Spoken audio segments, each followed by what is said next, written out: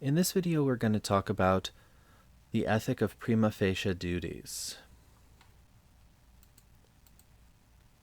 So the ethic of prima facie duties is the moral theory or set of theories that says that each prima facie duty is of fundamental importance, none derived from one another or from any more basic principles, and each prima facie duty may sometimes be overridden by other such duties.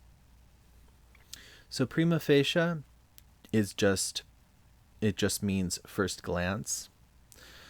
But what we mean by prima facie duties is we mean those duties that are intuitive to us to follow, that are overridable by other duties.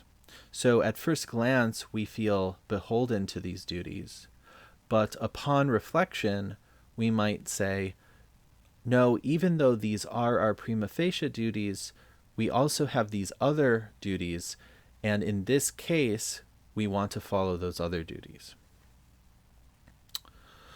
So let's try to apply that to the trolley problem. So what is the answer that someone following prima facie duties might give? They might say, pull the lever or not, according to whether your beneficent duty to help those on one track overrides your non-maleficent duty to not harm those on the other. So the beneficent duty is just our duty to help. The non-maleficent duty is just our duty to not do harm. We recognize both of those as prima facie duties. And in the trolley problem, we have a conflict between those duties. So one of those duties has to override the other. So depending on how we think those duties should be weighed, we would pull the lever or not. So maybe we think that our duty to beneficence, in this case, overweighs our duty to non-maleficence, because we think we're going to rescue 5 to save 1, so that's 5 points of beneficence, that's only 1 point of non-maleficence. So in the end, one of those duties overrides the other. The beneficence wins. But that's just assigning numbers. We could also assign the numbers differently. We could say that, killing one person actually is 5 points of negative value. So in that case, if we flip the switch, we get 5 points of beneficent duties, but we subtract 5 points of non-maleficent duties, and that cancels out, right? If it's 6, then we don't want to flip the switch. We just want to do nothing, because our beneficent duty wouldn't overweigh our non-maleficent duty. So those are some of the considerations that we could make.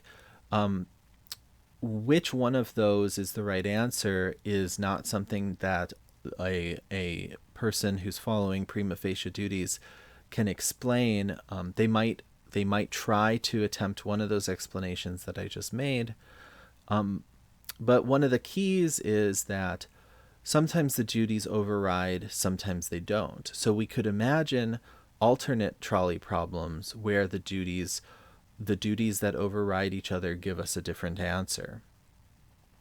So basically another way of saying that is, you do have a duty to do beneficence in some cases, and you have a duty to do non-maleficence in other cases, and how you determine which one of those duties wins is going to be specific to the details of every single case and your judgment about every single case. So what are some advantages of the ethic of prima facie duties? So first, it has an ability to accommodate our sense that there are more than just one fundamental moral consideration. So we don't have just one principle, like principle of utility. We have multiple duties. It also easily explains the widespread belief that moral rules may sometimes acceptably be broken.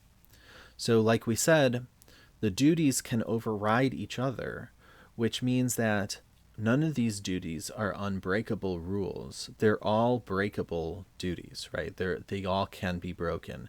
The the idea is that you'd always be following at least one duty. You'd never be following none of the duties, but you're always following at least one.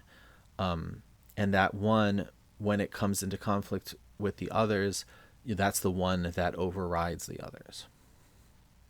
And that's why it appears to make good sense of our experience of moral conflict.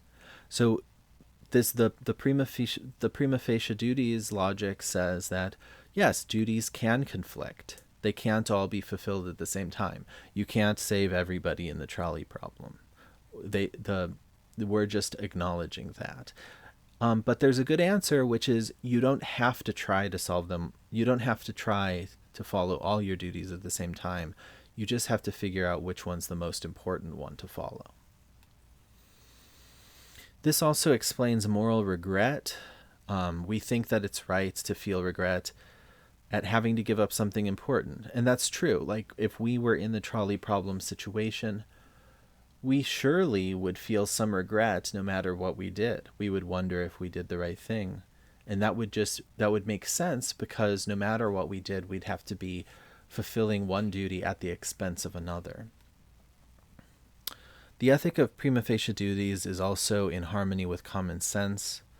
The idea is that these duties represent our deepest common sense beliefs, and we use those common sense beliefs to test our moral theories.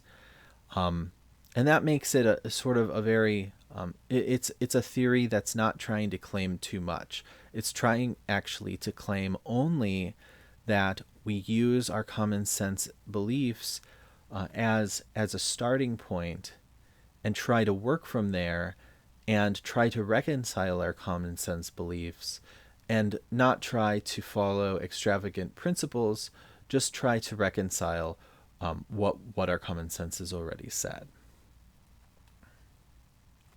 So what are some disadvantages? So the main disadvantage that we can talk about is that there's a problem.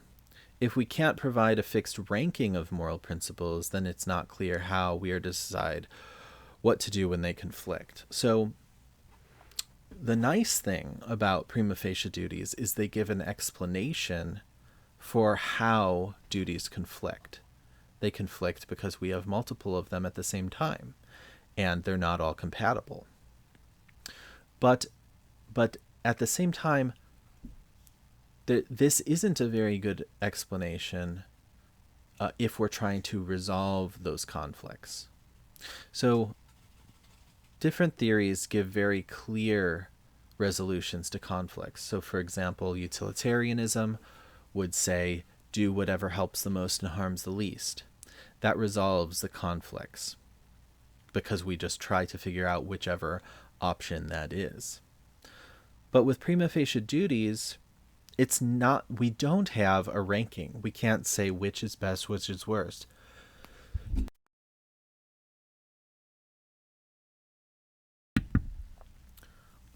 So when we try to resolve a moral conflict, we're sort of arbitrarily affirming one duty above another, saying that duty overrides the other, without appealing to some further explanation.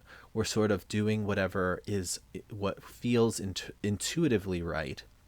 But that's our way of resolving the conflict, whichever duty happens to win out.